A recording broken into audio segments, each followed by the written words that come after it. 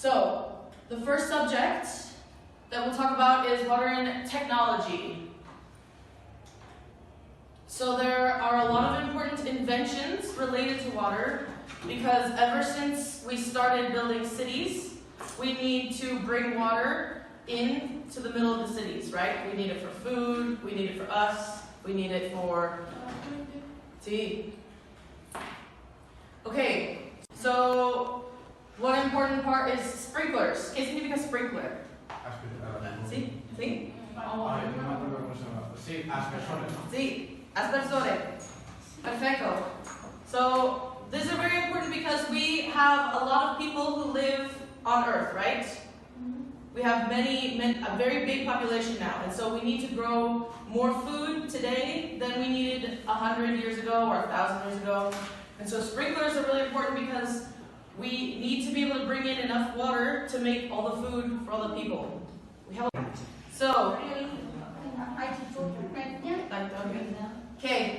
So especially in Spain and in Granada, we have a lot of constructions that were built by Arab people before the Spaniards started building more cities. Yeah? Yes. So, can you think of any buildings or constructions that were made by the Arabic people? Yeah. Pablo. I know, but from Egypt. There are lots of them in Egypt, yeah? The Rio Nilo. The Nile River? Yes. Yes. It was constructed by the Egyptians, Rio Nilo. Yes. Yeah, there are lots of things on the Nile that were made. In Granada, we have the bridges that were made to cross the rivers. There are a lot of those. ¿Qué significa bridge? Puente. Very good. Puentes. Okay. And then we also have palaces. And so, see, los palacios, they're built around water and water flow. So they have lots of the fountains. They have lots of pathways for rivers and water to go because that's how they were able to make the Generalife and other really beautiful gardens. Oh, that's the rainwater of 1,200. The rainwater of Alhambra. Yes. So a lot of the gardens have rivers of water that come flowing down by the stairs on the sides of las escaleras. So buildings with water flowing throughout them were very important to a lot of the Arabs who built these constructions. Water is oxygen and hydrogen. Yeah?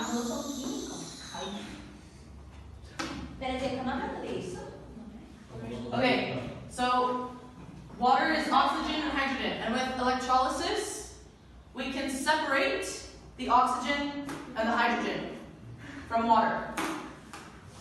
So that's an example of how. And then, so because we have a method of separating oxygen and hydrogen, we can use it as a fuel source because we get the hydrogen separated.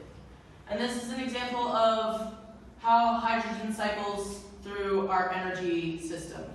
Nosotros somos como un coche. Yes. Que nosotros cuando nos sentimos muy cansados o estamos muy deshidratados, pues bebemos agua. El coche que le queda un poco de gasolina y luego no van a acabar cuando tiene que echar gasolina. Yes, exactly. It's very important that we start creating different fuel for cars because they make a lot of pollution. That's a good question. So agua